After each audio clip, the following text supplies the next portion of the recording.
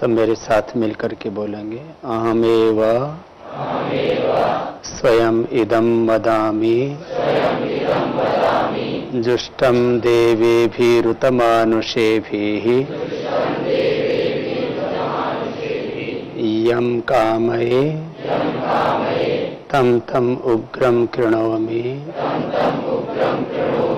तं ब्रह्माणं तं ऋषिं तं सुमेधाम् संश्रुतेन गमेमहि मा श्रुतेन विराधिषि मय्येवास्तु मयि श्रुतम् ऋषीणां चरितं सत्यम्। ये हमारे जीवन के आदर्श हैं। हम किसी भी विषय में, किसी भी संदर्भ में, किसी भी परिप्रेक्ष्य में जब सोचते हैं तो वहां कोई ना कोई एक मर्यादा निर्धारित की हुई होती है।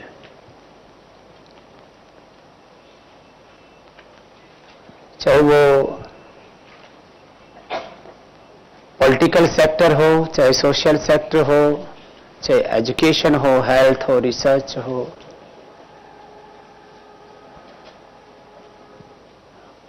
हर एक क्षेत्र की एक मर्यादा होती है। उसी मर्यादा में, उसी परिधि में, उसी अनुशासन में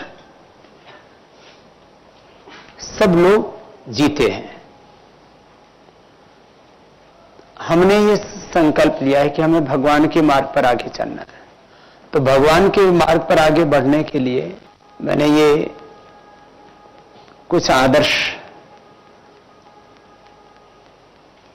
मंत्रों के माध्यम से, महापुरुषों के वचनों के माध्यम से, आप पुरुषों के आदेशों के माध्यम से आपके सामने रखे। और जो हमारे सामने आदर्श होता है उसका हम 100% पालन करें। इस तरह की हमारी चेतना हो, इस तरह का हमारा जीवन हो। साधना के समय इस मंत्र को मैं बार बार आपके बीच में रखता भी हूं। पूज्य स्वामी जी महाराज जी का भी एक वाक्य मैं बार बार बोलता हूं कि भाई हम तो भगवान की पकड़ में आ गए, भगवान ने हमारा वर्ण कर लिया है, भगवान ने हमें स्वीकार कर लिया है, या हमने अपने आप को भगवान के हाथों में अर्पित कर दिया है, या अब तो भगवान के अनुग्रह से हम अनुग्रहित हो गए हैं। ये जब हमारे जीवन में घटित हो जाता है, यह सत्य जब हमारे जीवन में प्रतिष्ठित हो जाता है, तो फिर हमारे जीवन की दिशा कुछ और ही हो जाती है। फिर एक एक क्षण हम प्रभु के ही अंग संग जीने लगते हैं।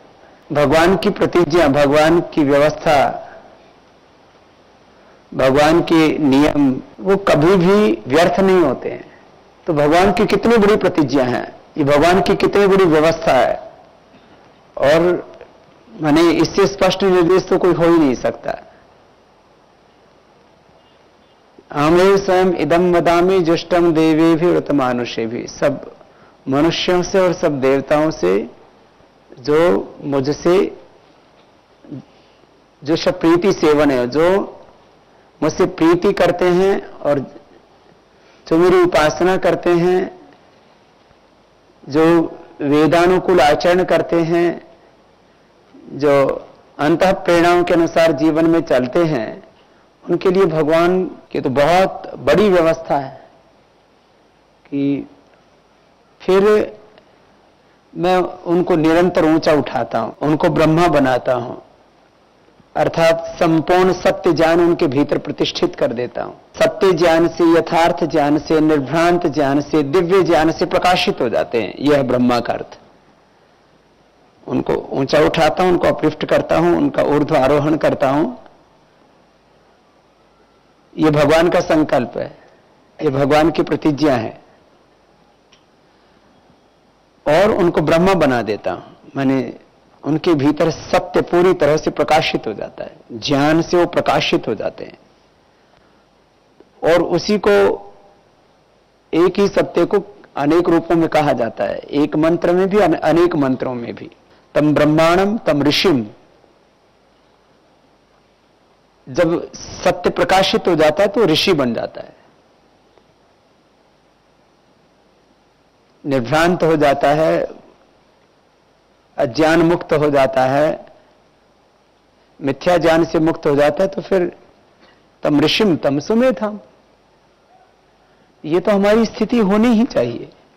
और प्रतिदिन हमारा ऊर्ध्वारोहण होना चाहिए, प्रतिदिन हमारे भीतर का प्रकाश बढ़ते रहना चाहिए, प्रतिदिन जो है हमारे भीतर ऋषित्व घटित होना चाहिए।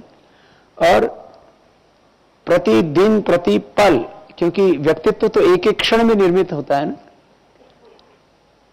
जब दर्शन पढ़ते हैं तो तंतु और पट का उदाहरण बहुत आता है।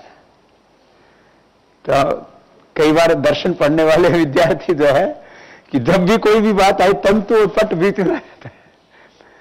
तो हमारा जीवन तंतु और पट की तरह है। अब जो हमने श्रद्धेय गुरुदेव ने जो वस्त्र धारण किए हुए हैं,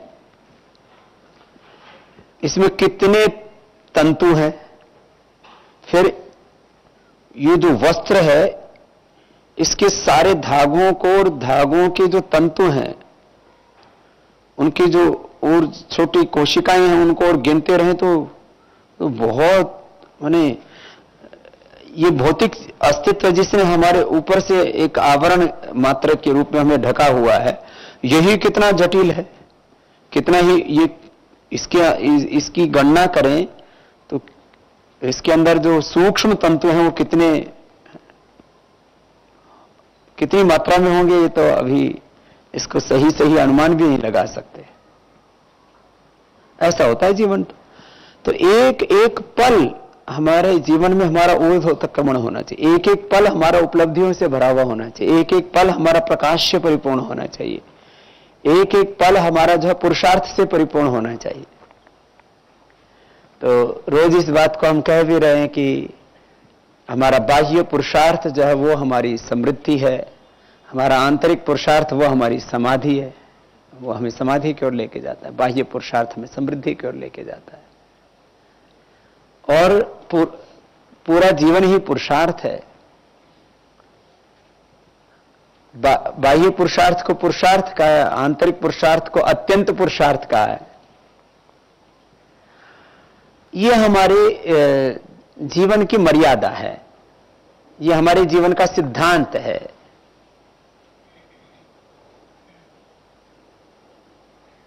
और इसमें हम जीते हुए और आगे बढ़ रहे हैं। यहां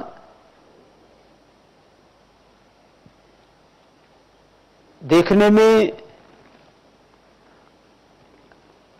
यद्यपि ये गुरुकुल अभी लघुकाय है, लेकिन दूसरा सत्य यह भी है कि इस समय पूरे देश भर में ऋषि ज्ञान परंपरा के जितने भी अनुष्ठान चल रहे हैं उसमें ये सबसे बड़ा है। माने जो गुरुकुल थे वहां 10, 20, 25, 50 विद्यार्थी हुआ करते थे।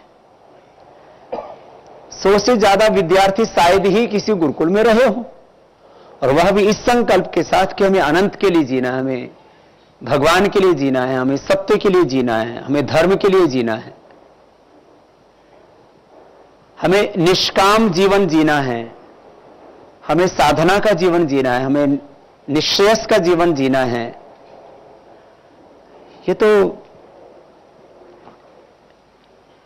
मैंने सामान्य व्यक्तियों से लेकर के जो अति संपन्न व्यक्ति हैं, जिनके लाखों करोड़ का साम्राज्य है, उनसे भी जब बात की तो वो इस अनुष्ठान को देख करके आश्चर्य करते हैं, बहुत रोमांचित होते हैं कि जो है ऐसे भी हो रहा है इस धरती पर। अभी तो ये संख्या 400 से 500 के बीच में है, अगले साल ये संख्या 1000 होने वाली है। और ये बड़ों की संख्या 1000 होने वाली है तो एक पक्ष है। फिर हमने सोचा कि 5 से 10 साल की उम्र के बीच के बच्चे पूरे देश से जो सबसे प्रखर प्रज्ञावान है उनको यहां लाया जाए और उनको फिर करीब 20 वर्ष पढ़ाया जाए। 5 से 10 साल के बच्चे लिए जाएं और उनको करीब 20 वर्ष पढ़ाया जाए। 5 वर्ष प्रारंभ के उनको थोड़ा संस्कृत का प्रबोधन और 5-7 वर्ष तो उनको शास्त्र स्मरण करवाया जाए। तो ऐसे एक नहीं, ऐसे सैकड़ों युवक युवतियां हों, ऐसे बेटा बेटियां हों जिनको चारों वेद कंठस्थ हों, 11 उपनिषद कंठस्थ हों, 6 दर्शन कंठस्थ हों, जिनको भगवत गीता कंठस्थ हो। और ये हो जाएगा और ये होगा और ये होने वाला है और आप देखेंगे।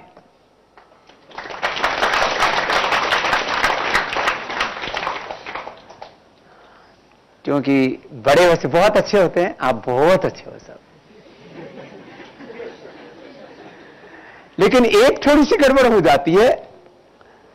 ये स्मृति ना, इसमें बाहर का इतना कचरा घुस जाता है, वो फ्लॉपी फुल हो जाती है। इतनी सूचनाएं या तो संग्रहित हो जाती है, ऐसे फुल तो नहीं होती है। हम 1 to 5% अपने ब्रेन का यूटिलाइज कर पाते हैं, लेकिन जो भी अवरोध हो, बड़ी उम्र में स्मृति का सामर्थ्य थोड़ा घटता जाता है।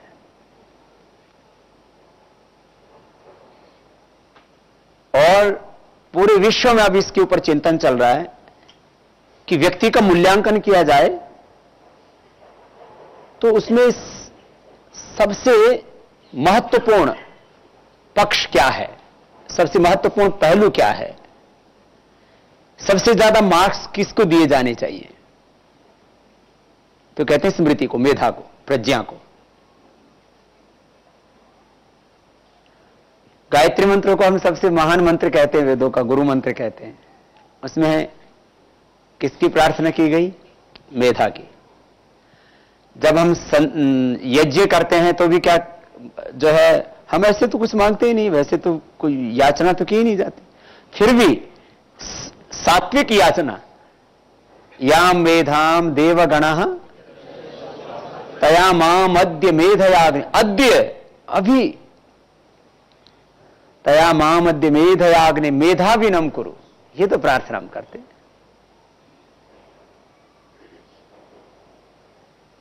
और योग का भी फल, योग दर्शन का जो प्रथम पाद है उसमें क्या बताया? निर्विचार वैशारद्य अध्यात्म प्रसाद है ऋतंभरा तत्र प्रज्ञा।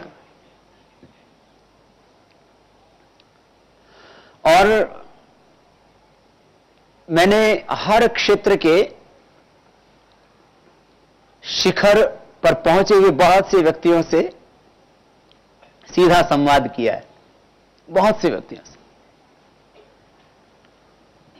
एक बात सब जगह निर्विवादित रूप से वो है कि वो अत्यंत प्रज्ञावान होते हैं। तो बाह्य रूप से भी जिनका व्यक्तित्व बहुत विराट होता है उनकी बात हो, या आंतरिक रूप से भी, चाहे वो महर्षि दयानंद सरस्वती हो, चाहे वो श्री अरविंद हो, चाहे वो हमारे गौतम का जन्मे पाणिनि महर्षि पतंजलि हो, अत्यंत प्रज्ञावान थे। ये बात तो है। तो आप में से भी प्रखर प्रज्ञावान भी हैं। और देखो, ये प्रज्ञा दो तरह से हमें उपलब्ध होती है। एक तो प्रारब्ध से उपलब्ध होती है, जिनकी बचपन से ही स्मृति बहुत प्रखर होती है। स्मृति को प्रज्ञा बनाने का काम गुरु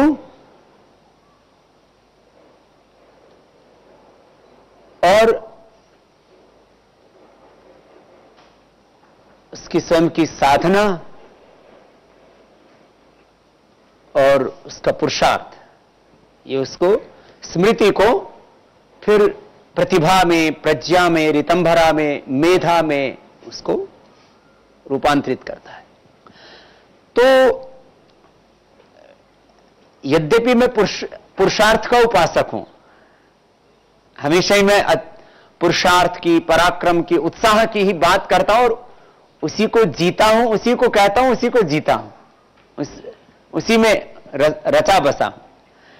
लेकिन यह मैं स्वीकार करता हूं कि जो हमें बचपन में, जिस समय किसी ने हमारे लिए विशेष पुरुषार्थ नहीं किया और हमने भी इस जन्म में विशेष पुरुषार्थ नहीं किया, उस समय भी कोई बहुत प्रखर प्रज्ञावान होता है और किसी किसी की प्रज्ञा उतनी प्रखर नहीं होती है, स्मृति उतनी सबल नहीं होती है।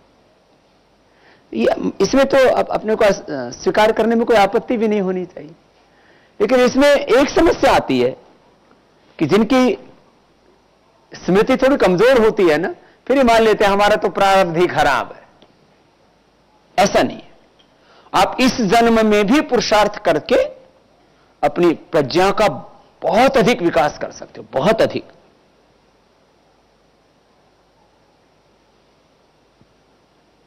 बहुत से महापुरुषों के बारे में हमने ये सुना है, चाहे वो आइंस्टीन हो, चाहे वो न्यूटन हो, चाहे पाणिनि आदि हो।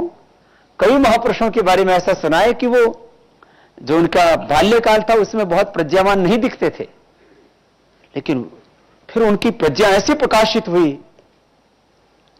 क्योंकि उन घटनाओं का तो हमें पता नहीं है कि फिर उन्होंने कितना पुरुषार्थ किया। लेकिन ये सत्य है, कुछ तो आधुनिक काल में हुए ऐसे, कुछ प्राचीन काल में ऐसे हुए। जैसे वर्तमान में भी हम देखते हैं, चाहे वो श्री जय कृष्ण मूर्ति हैं, श्री अरविंद हैं, वो बहुत प्रज्ञावान महापुरुष थे। महर्षि दयानंद सरस्वती हैं, बहुत प्रज्ञावान महापुरुष थे, बचपन से ही थे। फिर उन्होंने पुरुषार्थ किया। तो आप लोगों को पूर्ण प्रज्ञावान, पूर्ण पुरुषार्थी बनना है। फिर बन के करना क्या है? पहले तो इस स्थिति में आना कि आपकी प्रज्ञा प्रकाशित हो जाए। एक क्षण के लिए भी आप में अज्ञान ना आए, एक क्षण के लिए भी अकर्मण्यता ना आए। क्षण से तात्पर्य यही है कि वासना और संस्कार के वशीभूत होकर के हो सकता है कि मुकाबला होता रहेगा, अवरोध आएंगे। जो ये आप पढ़ते हैं ना, अहम इंद्रो न पराजिज्ञे, इसका मतलब यह नहीं है कि हमेशा कोई युद्ध हो रहा है और उसमें आपको विजयी होना है। आंदोलन के समय हम इस मंत्र को बहुत बोलते थे। ये तो आपके सामने किसी न किसी रूप में कोई ना कोई विकार आएगा, कोई ना कोई अशुभ आएगा,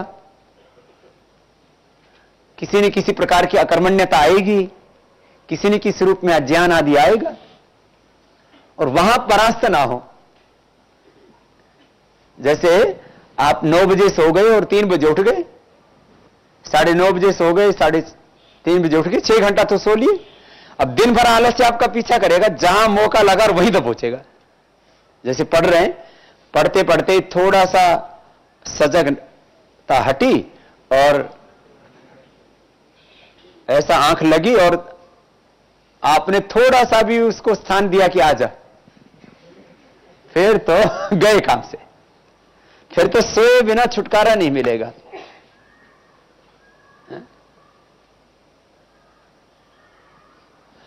तो उसका स्वागत ही नहीं करना, उसके सामने पराजित नहीं होना, यही योगी की तनु अवस्था है कि सामना तो होगा, मुकाबला तो होगा। उसमें यह कोई संघर्ष वाला भी प्रश्न नहीं है। मैंने एक अपनी मर्यादा बनाई हुई कि मुझे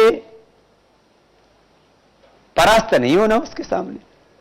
तो दिन भर हो सकता है आपका अज्ञान पीछा करता रहे, दिन भर जो अकर्मण्यता आपकी का पीछा करती रहे। एक वो भी स्थिति आएगी जब आप बिल्कुल सहज हो जाएंगे, लेकिन पहले तो इस दौर से गुजरना ही पड़ेगा। तो आप सब पिछले कई वर्षों से, 4-5 वर्षों से, और खास करके पिछले 4-5 महीनों से अत्यंत पुरुषार्थ कर रहे हैं। इसमें आपने बहुत उपलब्धियां भी की हैं, और जब आपने ये संकल्प कर लिया है कि हमें ऐसे ही जीना है, तो अब आगे की बात कह रहा हूं कि ऐसा होने के बाद फिर क्या होगा।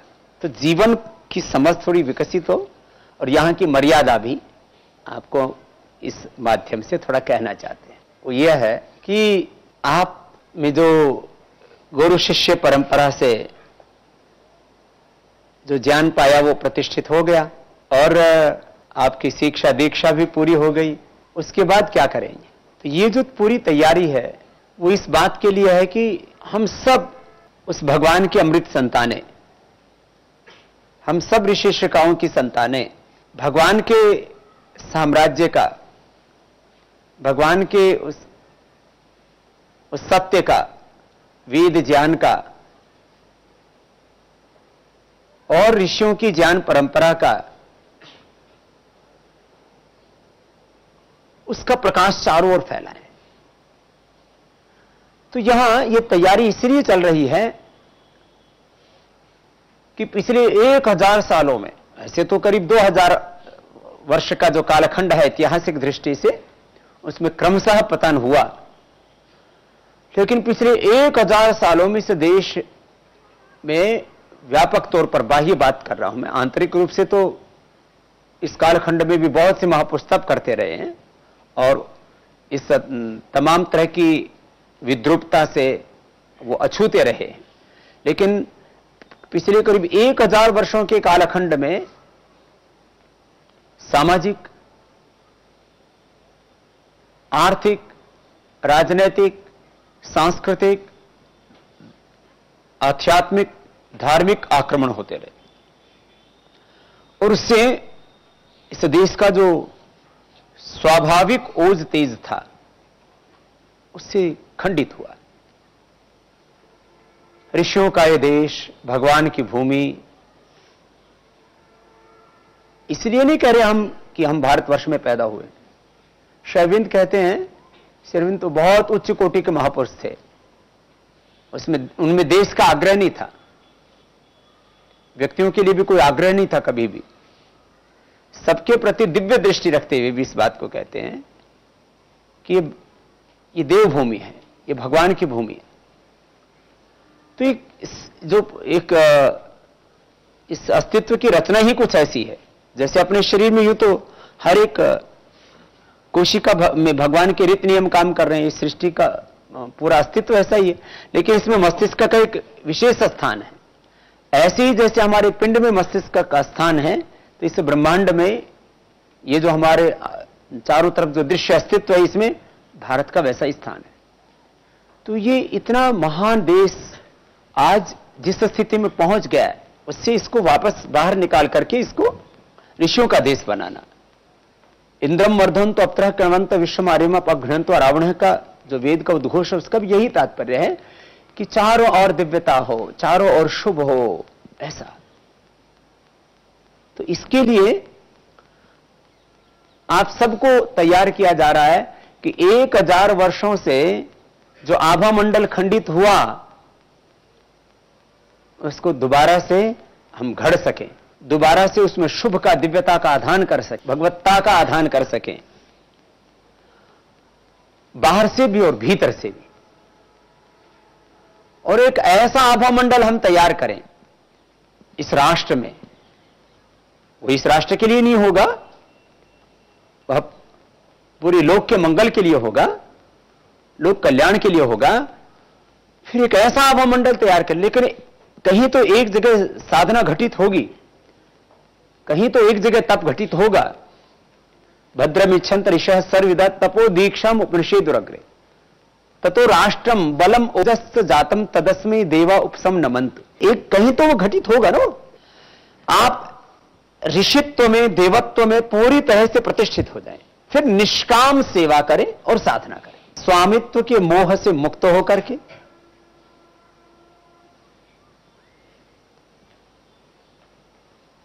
और सांसारिक जो बंधन के पाश हैं उनसे मुक्त होकर के।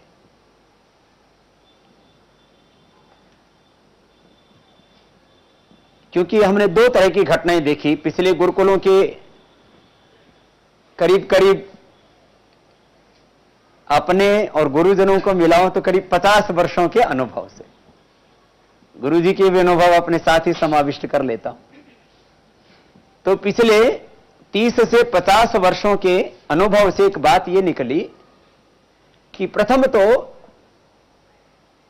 ऐसे प्रज्ञावान और पुरुषार्थी दिव्य मानवों का निर्माण बहुत कम हो पाता है, और यदि हो पाता है तो ये दो आग्रह जकड़ लेते हैं। एक तो स्वामित्व का आग्रह और एक अलग अलग प्रकार के मोह, और उसके पीछे अहंकार भी थोड़ा कार्य कर रहा होता है। अहंकार तो सभी जगह कार्य करता है, इसलिए गुरुजी दो शब्दों को बहुत बोलते हैं, अहंकार केंद्रित जीवन और अज्ञान केंद्रित जीवन। वो एक दूसरे के साथ वो अपना अस्तित्व खड़ा करते हैं, एक दूसरे को निर्मित करते हैं।